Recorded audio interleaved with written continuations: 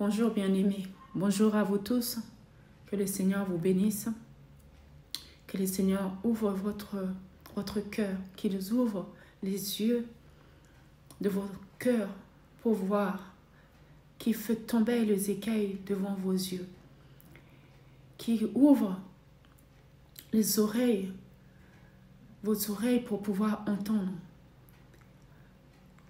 Le Seigneur a dit, c'est lui qui a les oreilles pour entendre, qu'il entend. Bien-aimés, le message que je veux venir vous livrer là, aujourd'hui, ce message, je l'ai reçu pendant la prière. Aujourd'hui, l'Église de Dieu, l'Église qu'on doit appeler l'Église de Dieu, la maison du Seigneur, est devenue l'Église le dimanche, mais la semaine, c'est le monde. On ne peut plus aujourd'hui faire la différence du peuple de Dieu et le gens de ce monde. De serviteurs de Dieu et de gens de ce monde. Et même quand on entend parler de la plupart des serviteurs de Dieu qui vont dire il y a quelque chose qui ne va pas dans l'église. Mais au lieu de régler ce problème-là, le serviteur va dire je ne peux pas. Parce que j'ai des supérieurs au-dessus de moi. Que si je parle de ça, ils vont me sanctionner. Et je ne veux pas recevoir mon salaire. Ou je dois préserver ma retraite. L'église n'est pas une entreprise. L'église, la maison de Dieu n'est pas un endroit où on doit fermer notre bouche quand le Seigneur veut dire quelque chose. Parce que si on parle, on ne va pas toucher notre salaire. Le Seigneur a dit qu'il est le rémunérateur. Si nous servons le Seigneur, c'est lui qui pourvoit aux besoins de ses servantes et ses serviteurs. Donc pourquoi avoir peur d'annoncer le vrai message que Dieu va te donner? Des peurs que si on donne ce message-là, on n'aura plus notre salaire. Est-ce qu'aujourd'hui, on doit choisir d'obéir aux hommes qu'à Dieu? Pour vous dire ce message que je vous apporte, Dieu, le Seigneur, appelle ses églises à la sanctification. Le Seigneur appelle l'église à la sanctification. Il y a trop de tromperies, des choses dans l'église aujourd'hui qu'on ne peut plus faire la différence entre la maison du Seigneur, le Saint de Dieu et les gens de ce monde. Comment voulez-vous amener les âmes à l'église s'ils ne peuvent pas faire la différence entre vous et eux?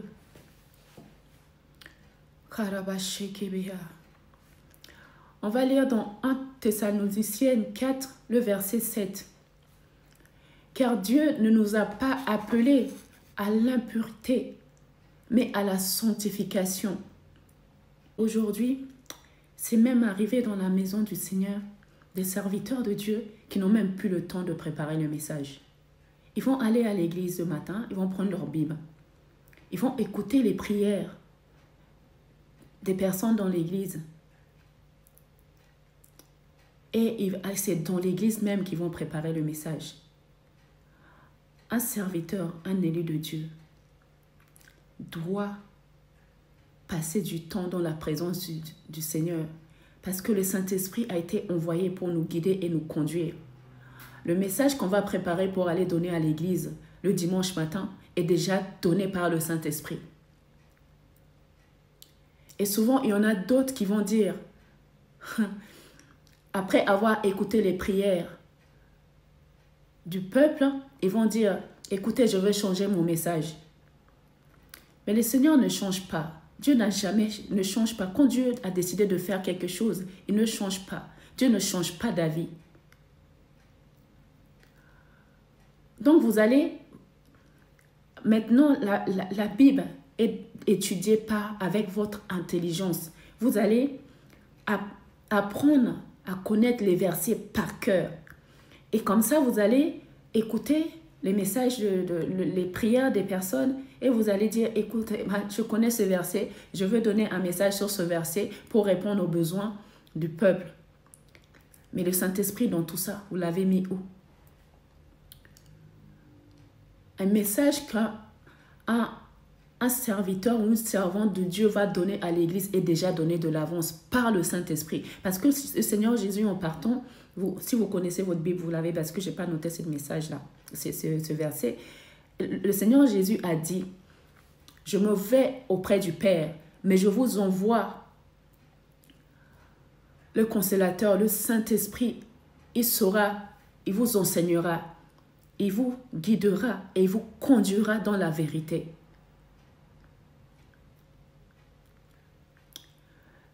Mais maintenant, il y en a même plus le temps dans l'église.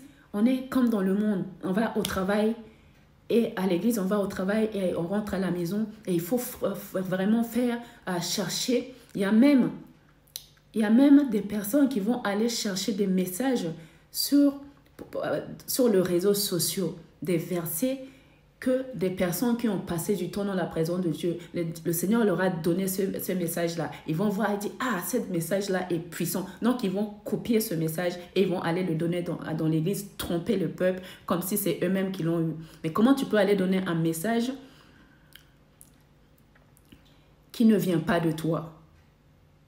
Même si cette personne-là a été inspirée du Saint-Esprit quand il a donné le message. Mais toi, tu vas aller donner ça vite fait pour attirer le peuple à venir à l'église, pour donner ce qu'il faut, pour que toi, tu puisses avoir ton salaire à la fin du mois. Mais l'église de Dieu n'est pas le monde. Et il n'est pas le monde. Le Seigneur vous appelle à la sanctification. Arrêtez de tromper les enfants de Dieu et de les éloigner de l'église. Parce qu'il y en a qui comprennent que là, il y a quelque chose qui ne va pas. Ils vont partir. Mais quand ils partent, leurs vies vont être détruites. Parce qu'il y en a d'autres qui n'ont même plus envie d'aller à l'église. Parce qu'ils ont été trompés dans l'église. Mais aujourd'hui, le Seigneur vous appelle à la sanctification. Vous voyez, moi là, je vous parle là. Vous pouvez venir prendre mon message. Allez le donner. Attirez les peuples à donner ce que vous voulez. Mais le Saint-Esprit qui me donne mon message derrière, il vous voit. Et moi, depuis que je suis née, je n'ai jamais vu un être humain qui a trompé Dieu et que Dieu ne l'a pas repris. Donc, vous pouvez chercher à tromper les hommes, mais vous ne pouvez jamais tromper Dieu lui-même. C'est lui qui vous a créé. C'est lui qui s'est donné pour vous. Il a dit qu'il a tant aimé les mondes qu'il a donné son Fils unique afin que quiconque croit en lui soit sauvé. Il y a un autre verset, je vais vous donner, ça parle aussi de la sanctification. C'est dans 1 Corinthiens 6, le verset 11. Il dit, et c'est là, c'est que vous étiez, quelques-uns de vous. Mais vous avez été lavés, mais vous avez été sanctifiés, mais vous avez été justifiés au nom du Seigneur Jésus-Christ et par l'Esprit de notre Dieu. Les amis, si dans votre église, vous avez ces comportements-là, repentez-vous. Revenez à la raison. Passez du temps dans la présence du Seigneur. Le Saint-Esprit est là pour vous conduire, pour vous donner les messages, le vrai message qu'il faut aller donner au peuple pour sauver les âmes. Le Seigneur a dit qu'il n'est pas venu seulement pour sauver une seule personne, mais pour sauver tout le monde. Donc la première mission de servantes et serviteurs de Dieu, c'est de sauver les âmes, de donner, que leur vie reflète Jésus-Christ.